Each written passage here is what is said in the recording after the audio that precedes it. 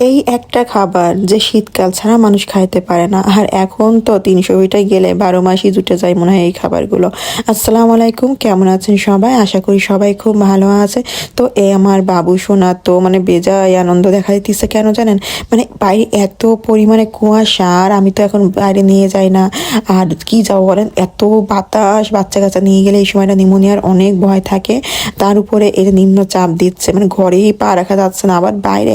কিন্তু পোলাপানের তো আসলে শীত লাগে না, বাইরে যার কথা শুনলে ওরা কাপড় চোপড় পরতে চায় না, যা পরা থাকে সেটা উল্টা খুলে ফেলে। পরে এবার কি বের হয়েছে আর আমাকে ডাক দিছে ফাঁক দিয়ে যাতে আমি একটু যাই। তো বের হলাম। আসলে এই হচ্ছে আমাদের গুড়া, এই হচ্ছে আমাদের সান্ত্বনা পুরস্কার আর কি জীবনে। এখনকার সময় মানুষ প্রচুর ঘুরতে যায়, এত ঠান্ডার ভিতরে দেখেন কিছু কিছু মানুষ এত সুন্দর হয়, তারা প্রচুর ঘোরে। কিন্তু আর কিছু কিছু মানুষ তো বাচ্চা কাচ্চা নিয়েও অনেক ঘোরাফেরা করে। আর আমি একটা মানুষ যে কিনা টাইম টেবিল রুটিন করতে করতে আমার জীবন শেষ হয়ে গেল।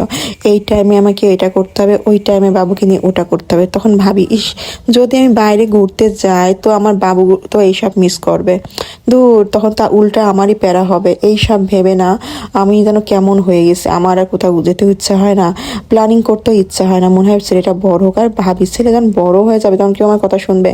এখনই তো শোনে না, এখনই তো অনেক কিছু বায়না করে, তারপরও কথা শোনে না। তো দেখেন, হাঁসের মাংস খাবো।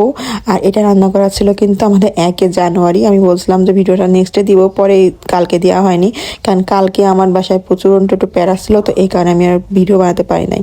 তো ভাবলাম যে আজকে আপনাদের কাছে এটা শেয়ার করে দিই। প্রচুর ঝাল দিছি, একদম শুকনো মরিচ, কারেন্ট ঝাল আর কি, ওইটা দিলাম যাতে করে খুব বেশি ঝাল হয়। আর এটা রান্না করতেছে রাতের বেলা।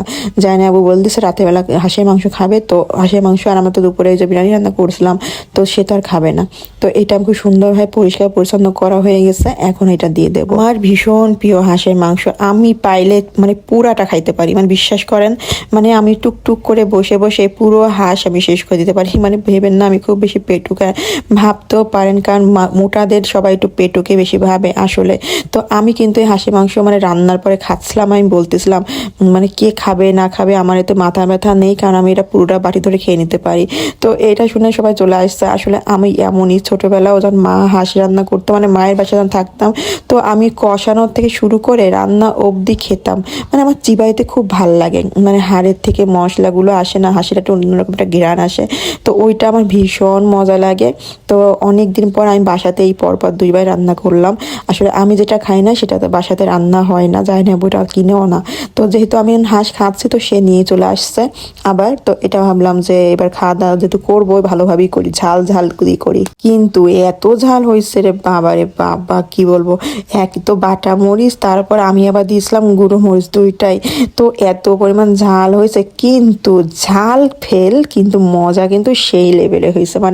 এত মজা, হাঁসের ডিম, তারপর হাঁসের মাংস, আর এটা ছিল কই মাছ দিয়ে শালগম, আলু, ধনেপাতা দিয়ে।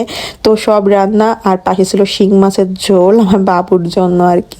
তো আমাদের রাতের খাওয়া দাওয়া ব্যাস এভাবেই হলো। সে একটু দাঁড়ায় পড়ছে, বাবার সাথে একটু একটু করে বিরিয়ানি মুখে দিচ্ছে, ওই যে বাটিতে একটু, সে ধরবেই না।